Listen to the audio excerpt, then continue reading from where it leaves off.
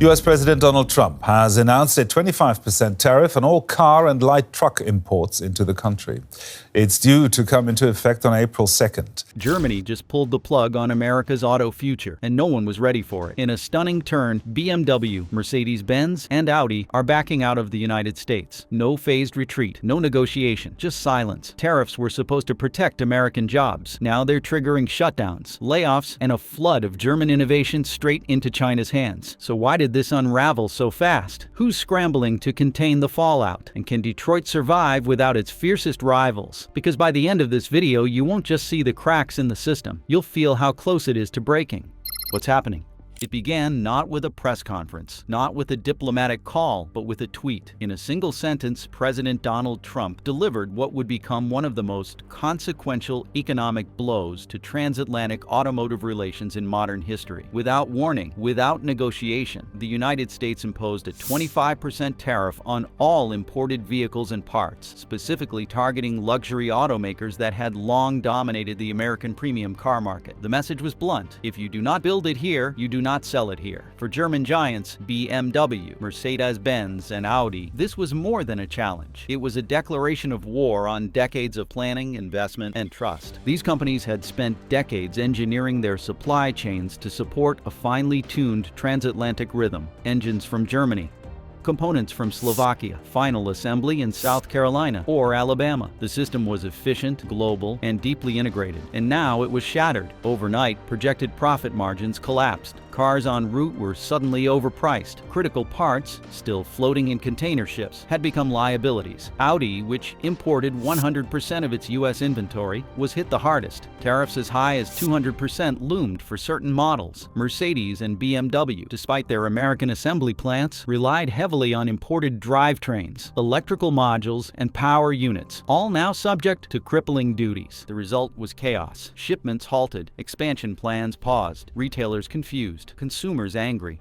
What began as an economic strategy quickly spiraled into industrial whiplash. And while the world debated trade balance and sovereignty, the damage wasn't just political or fiscal, it was personal. But the first real damage wasn't economic, it was personal. Factories frozen, workers abandoned. In South Carolina and Alabama, the news didn't arrive as a tweet. It arrived as a phone call, a closed-door meeting, or worse, a silence that stretched too long to feel normal. At BMW's Spartanburg plant and Mercedes-Benz's Tuscaloosa facility, thousands of workers arrived to shifts that had been shortened, suspended, or quietly canceled. What had been routine production lines turned into sterile hallways of uncertainty. These were not executives facing portfolio losses. These were workers watching the foundation of their livelihoods fracture in real time. Spartanburg alone supported more than 43,000 jobs, both directly and through surrounding supply chains, contractors, logistics firms, and service providers. Mercedes-Benz and Tuscaloosa sustained thousands more. Even Audi, with no American manufacturing footprint, had indirectly funded thousands of logistics and sales jobs through its network of dealerships and third-party vendors. The sudden withdrawal of parts shipments didn't just freeze the machines, it unstitched the local economies that depended on them. Tool manufacturers, tire suppliers, upholstery producers, tech vendors all found themselves on the edge of a cliff. Dealerships were no safer. Inventory prices surged, parts availability shrank, warranty service became a bureaucratic gamble. Buyers who had pre-ordered high-performance German models suddenly found themselves staring at price adjustments they hadn't signed up for. Some walked away, others paid more. Most were left confused, and confusion bred panic. The ripple wasn't just inside the factories. It spread to the neighborhoods, schools, and towns whose tax bases had relied on auto industry stability. In diners and community halls, the talk wasn't about tariffs or geopolitics. It was about whether Dad would have work next week. What made it worse was the sense of betrayal. Many of these jobs were created through long-standing deals with state governments, unions, and city councils. Those promises now looked paper-thin, and just as American towns braced for impact, another country opened its doors. We spent weeks pulling export data, factory reports, and insider memos to bring you the full picture. If you're finding value in this kind of deep dive, hit like and subscribe so you don't miss what's coming next. German engineering finds a new home. China did not gloat. It did not rush the stage. It simply opened the door, and Germany walked in in. With the United States turning hostile to global manufacturing systems, Beijing seized the opportunity with strategic clarity. Within weeks of the U.S. tariff announcement, German automakers announced massive investments in China. Mercedes-Benz declared that its next-generation electric vehicle platform would launch in China, not the United States. BMW initiated plans for a new mega factory in Chengdu. Audi inked strategic partnerships with Chinese tech giants and expanded its research hubs in Shanghai and Shenzhen. For China, the timing was flawless. Demand for luxury electric vehicles was booming. Local governments offered tax breaks, factory land grants, and fast-tracked regulatory approvals. But this wasn't just about final assembly lines. It was about full-spectrum innovation. German design centers moved east. Concept teams relocated. User interface developers, digital dashboard teams, even autonomous vehicle code bases were shifted from Silicon Valley and Stuttgart to Chinese soil. China wasn't just offering a safe harbor. It was offering acceleration, stability, scale, and long-term infrastructure support. Gave Germany everything the United States once did, and more. Over time, the line between manufacturing and ideation blurred. The next generation of German vehicles wouldn't just be made in China. They would be born there. The loss for the United States wasn't measured in units or trade volume. It was measured in relevance. China had just leapfrogged into a new industrial league, one where power wasn't only about factories, it was about the future. While Germany found refuge, Detroit found itself stranded. Detroit's opportunity and its trap.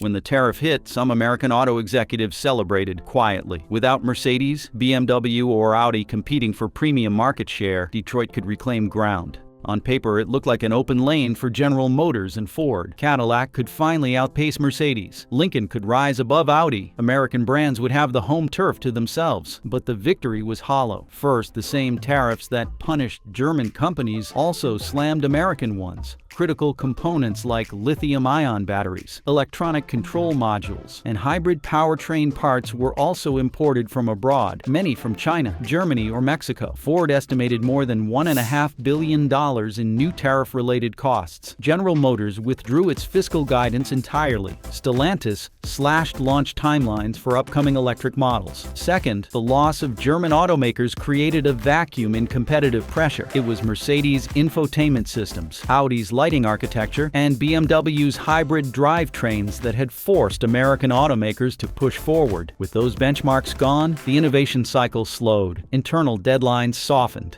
Vision narrowed. Third, American brands simply weren't ready to replace the prestige of the German badge. Cadillac and Lincoln had made progress, but brand loyalty wasn't something you bought with opportunity. It was earned over generations. Meanwhile, delays in EV rollouts, lukewarm reception to new tech offerings, and supplier uncertainty only made things worse. The trap was now clear. What had looked like a win had become a strategic decoy. Without Germany pushing the boundaries, Detroit risked relaxing into mediocrity at a time when the global industry was advancing faster than ever. What came next wasn't competition, it was collapse. The day the shipments died. It started not with smoke or steel, but silence. Along the coasts of the United States, ports that once roared with the unloading of German luxury vehicles went still. Rows of Mercedes-Benz SUVs, BMW sedans, and Audi imports that had long filled freight terminals simply stopped arriving. From Charleston to Long Beach, the docks became graveyards of empty expectations. For decades, these shipments were as routine as sunrise, until President Trump's 25% tariff on imported vehicles shattered that rhythm without warning. Suddenly, entire manifests were erased. Freight companies that had long depended on steady volume from Germany scrambled to recalculate routes. Thousands of union dock workers found shifts cut.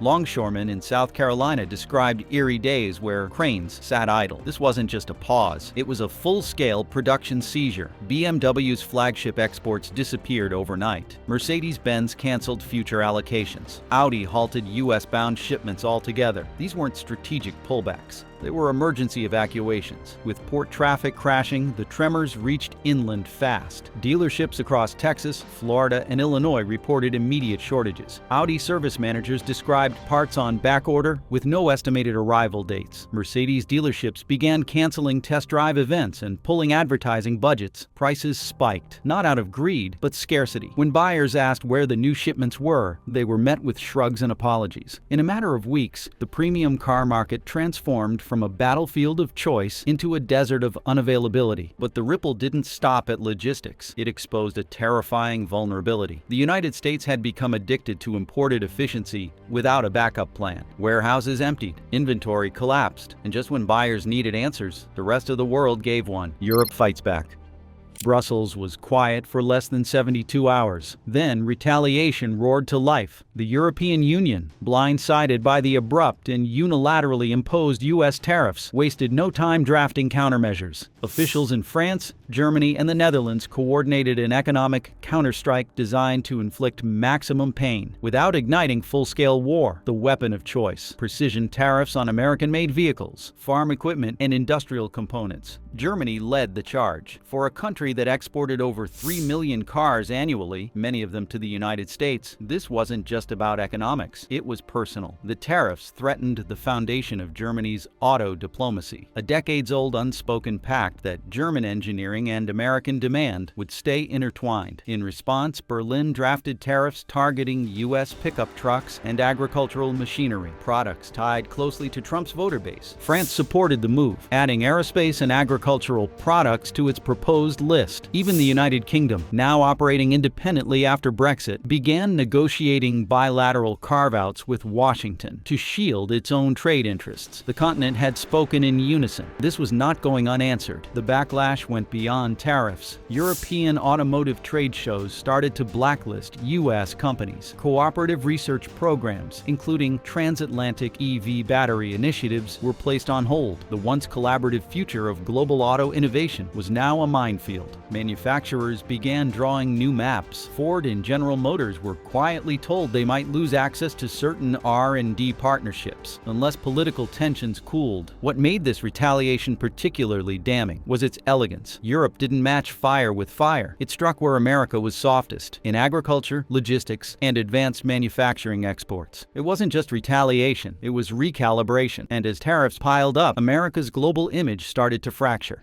Collapse of export prestige. For decades, the phrase "made in the USA" held weight, especially when it was stamped on a luxury vehicle bound for foreign markets. That prestige crumbled fast when the German exodus triggered a wider collapse in American automotive exports. Nowhere was this clearer than in South Carolina, home to BMW's largest manufacturing plant outside Germany. What was once a proud symbol of global integration suddenly became a stranded facility, with BMW halting outbound shipments and Mercedes-Benz scaling back foreign allocations from its Alabama operations. American-built luxury models sat idle. The X5 and X6, previously top U.S. exports, lost traction globally. Orders from China, the United Arab Emirates, and the European Union dried up as international buyers questioned supply chain reliability and political stability. Export decline was not a slow erosion. It was a nosedive. In less than 3 fiscal quarters, U.S. automotive exports fell by an estimated $15 billion.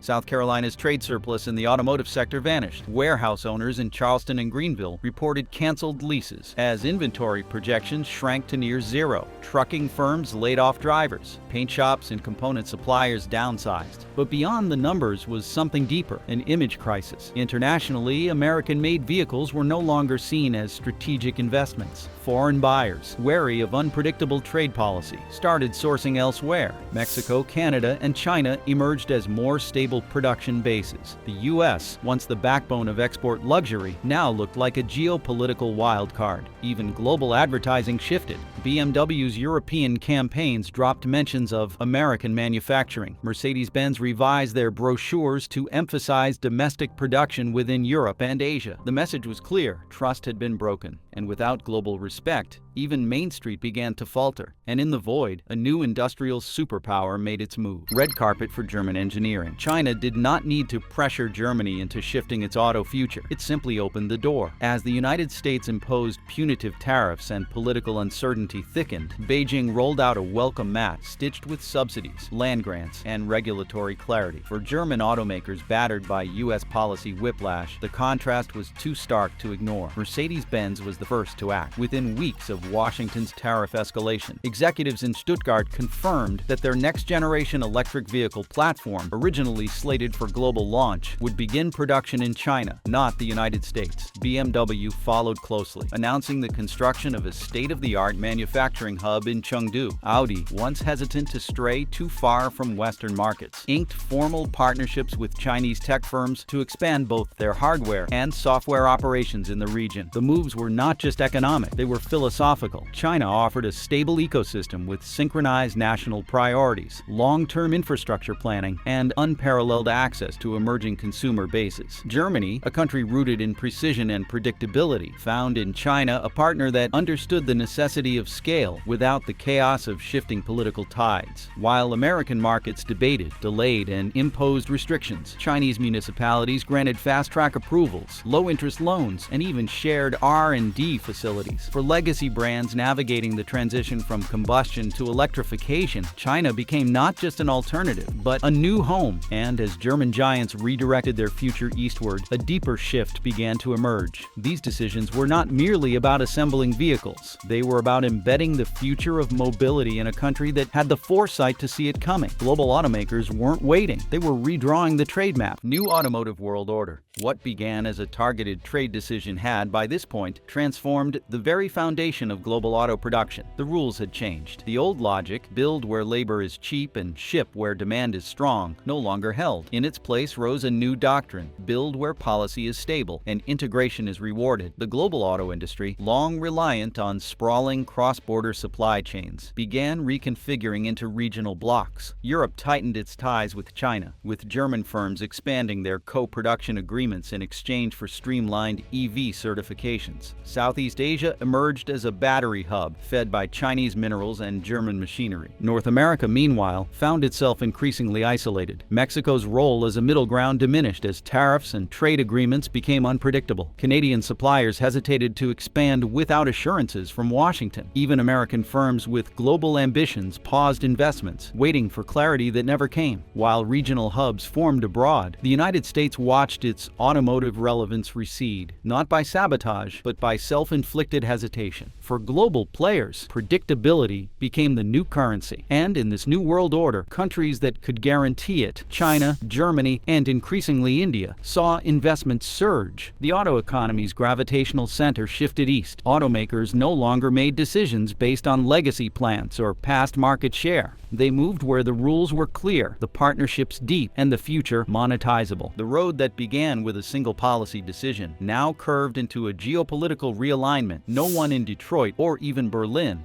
fully anticipated. What started with one tweet had now redefined the global auto economy. The politics of collapse. The collapse of German automotive operations in the United States wasn't just an economic failure, it was a political disaster unfolding in real time. What began as a bold trade maneuver soon fractured the very coalitions that had propped up the isolationist agenda. Governors in auto-heavy states like South Carolina, Alabama, and Michigan were the first to raise alarm. Republican and Democrat alike, they found themselves staring down job losses, shuttered factories, and devastated local economies. The Spartanburg facility, once the pride of BMW's American footprint, had supported more than 40,000 jobs, either directly or indirectly. Now, with production halted, those same workers were staring at pink slips. No talking point could replace the feeling of abandonment. Union leaders, long torn between loyalty to domestic automakers and the practical realities of global industry, began to fracture. Some called for a unified front against outsourcing. Others condemned the tariffs outright, arguing that the policy had backfired and destroyed the very labor power it claimed to protect. In states like Ohio and Illinois, local chapters revolted against national leadership, demanding immediate federal action to stem the economic bleeding. The once stable alliance between labor, local politicians, and Washington bureaucrats started to unravel. But perhaps most damaging of all was the shift happening quietly inside voting booths. In 2016 and again in 2020,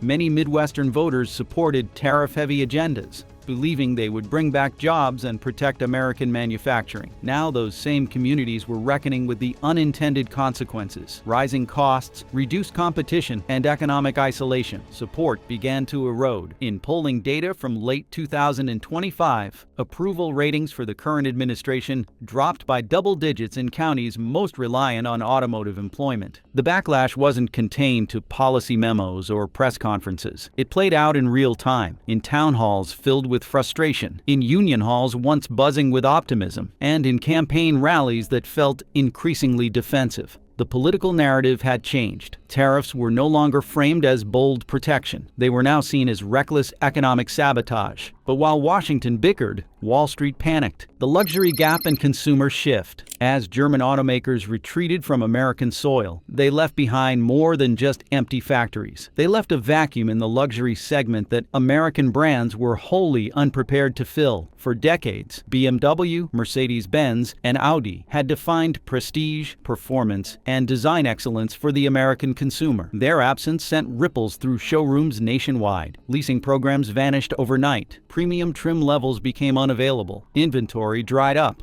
And for many customers, there was simply no equivalent substitute waiting. Cadillac and Lincoln had ambitions to compete, but they were not ready to assume the throne. Their models, while technologically competitive, still carried the weight of legacy perceptions: clunky design, slow innovation, and inconsistent service. With German brands gone, Lexus, Genesis, and even BYD quickly seized the spotlight. Lexus leaned into its reputation for reliability and quiet refinement. Genesis offered bold design and impressive tech at surprising price points. And BYD, once seen as a newcomer, began to roll out vehicles with features that rivaled and even exceeded those of the departed European giants. Consumers responded with their wallets. Lease-to-own conversions plummeted. Dealerships once thriving on German inventory were forced to retool, retrain, or close. Online car search traffic for European brands fell by more than 50% within weeks of the tariff announcement. Meanwhile, search volumes for Korean and Chinese alternatives surged, especially in metropolitan markets where luxury leasing had once been standard. But this shift wasn't only about availability, it was about identity. For millions of Americans, driving a German car had long been a signal of status, success, and cultural alignment with global innovation. Now that option was gone. The replacements, while capable, didn't evoke the same emotion. The luxury car market didn't just lose supply, it lost symbolism. That cultural void, paired with price hikes, led many would-be luxury buyers to exit the market altogether. Some deferred purchases, others downsized. A few simply left the brand landscape entirely, opting instead for minimalist or electric alternatives. And when consumers walked away, so did investors. Wall Street's warning signs. The financial fallout began quietly, with cautious adjustments to quarterly earnings forecasts. But by the time the second wave of factory closures and export suspensions hit, Wall Street was no longer in prediction mode. It was in panic. Shares of Ford, General Motors, and Stellantis fell by double digits over a 2-week period. Analysts who had once been bullish on American auto now issued downgrades and